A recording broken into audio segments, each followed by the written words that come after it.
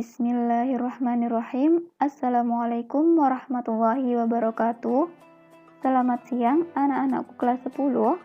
Semoga yang hadir dalam pembelajaran hari ini selalu diberikan kesehatan dan selalu dalam lindungan Allah Subhanahu wa Ta'ala. Pada pertemuan hari ini, kita akan membahas materi mengenai Khalifah Ali bin Abi Thalib, yaitu Khulafaur Rasyidin yang keempat atau yang terakhir.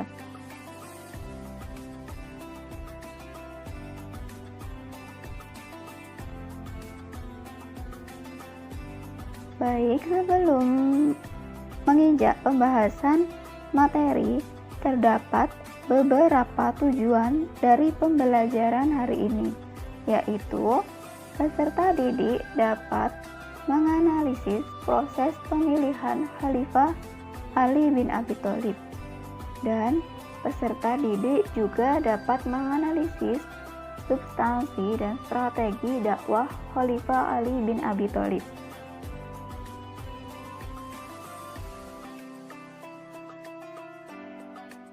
Baik, untuk pembahasan pertama, kita akan mengenal lebih rinci siapa sih Khalifah Ali bin Abi Thalib itu?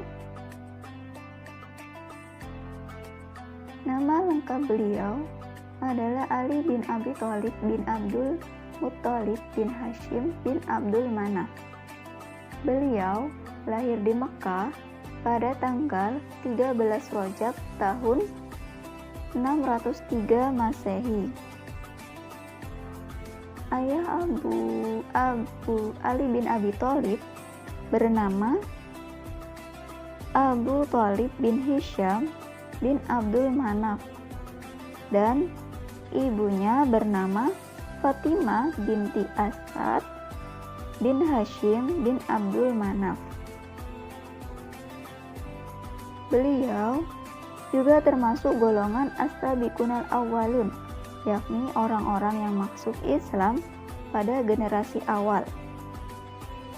Beliau as-sabiqunal awwalun dari masa anak-anak, karena sejak kecil beliau diasuh oleh Rasulullah SAW.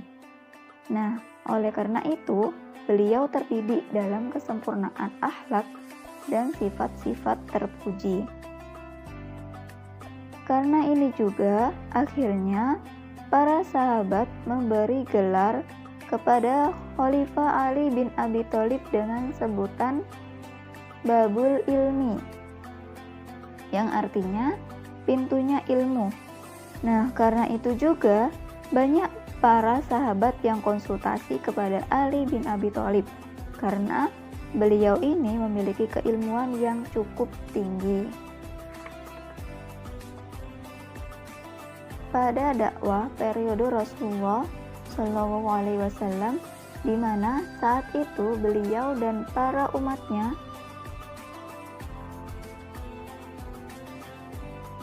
mendapat kecaman atau ancaman dari kaum kafir Quraisy di Mekah, sehingga turun perintah untuk hijrah ke Yatsrib.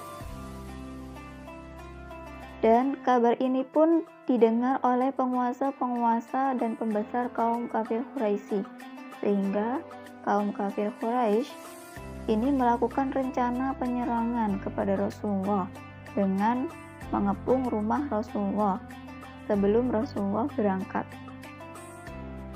Namun, waktu itu Khalifah Ali bin Abi Thalib secara sukarela mempertaruhkan jiwanya atau nyawanya untuk menggantikan Rasulullah SAW di tempat pembaringannya.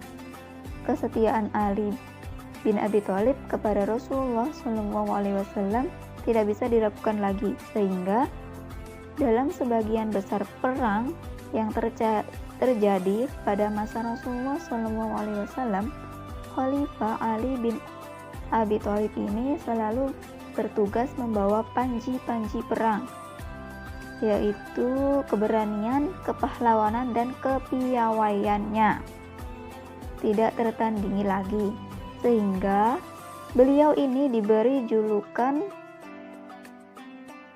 Asadullah, yakni singanya Allah Subhanahu wa taala. Sepeninggal Rasulullah SAW, Khalifah Ali bin Abi Thalib ini menjadi tempat bagi para sahabat untuk meminta pendapat. Meskipun beliau ini terlihat keras, gagah, dan tegas ketika berperang, namun aslinya beliau memiliki sikap penyayang yang sangat luar biasa kepada semua orang.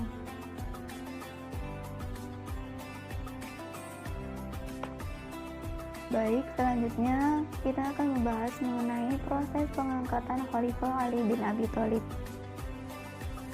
Bermula dari tragedi pengepungan atas Khalifah Utsman bin Affan oleh para pemberontak yang menyebabkan Khalifah Utsman bin Affan terbunuh.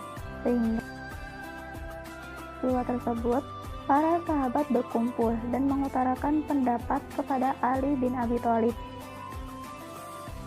bahwa Utsman telah tiada dan umat membutuhkan pemimpin. Sampai saat ini, tidak ada seorang pun yang pantas menjadi seorang pemimpin umat Islam selain engkau, dan tidak ada juga seorang pun yang lebih senior dalam Islam dan lebih dekat dari Rasulullah selain engkau.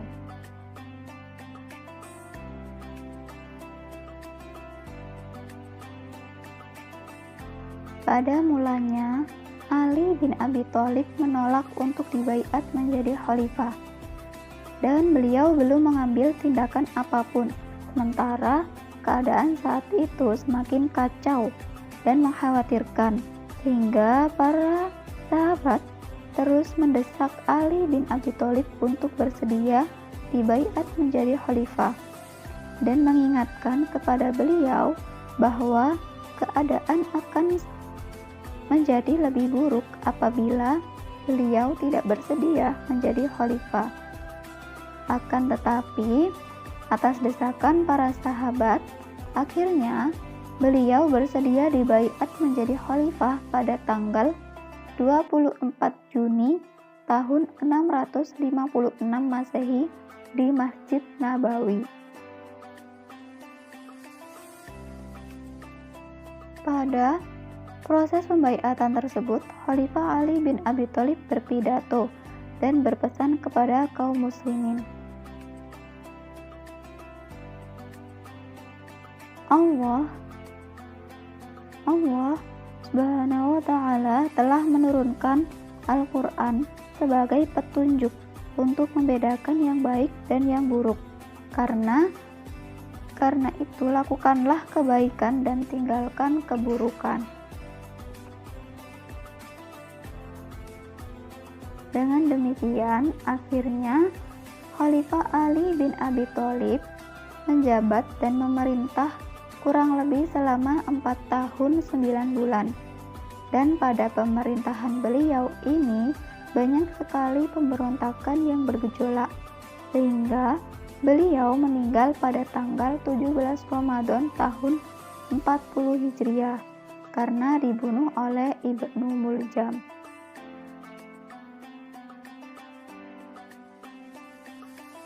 Baik, selanjutnya kita akan membahas mengenai substansi dan strategi dakwah Khalifah Ali bin Abi Thalib. Yang pertama, yaitu melakukan penggantian pejabat lama dengan yang baru. Yang kedua, mengambil tanah-tanah yang dibagikan Khalifah Utsman bin Affan kepada para kerabatnya tanpa jalan yang sah. Demikian juga hibah atau pemberian Utsman kepada siapapun yang tidak beralasan diambil kembali untuk dikuasai oleh negara. Yang ketiga yaitu mengembangkan keilmuan. Pada masa kekhalifahan Ali bin Abi Thalib, penulisan huruf hijaiyah belum dilengkapi dengan tanda baca seperti kasroh, fathah, dhamma, dan syahada atau tasydid, atau biasa kita kenal dengan harokat. Hal itu menyebabkan terjadinya banyak kesalahan baca teks Al-Quran dan hadis di daerah-daerah yang jauh dari Jazirah Arab. Nah, untuk mengurangi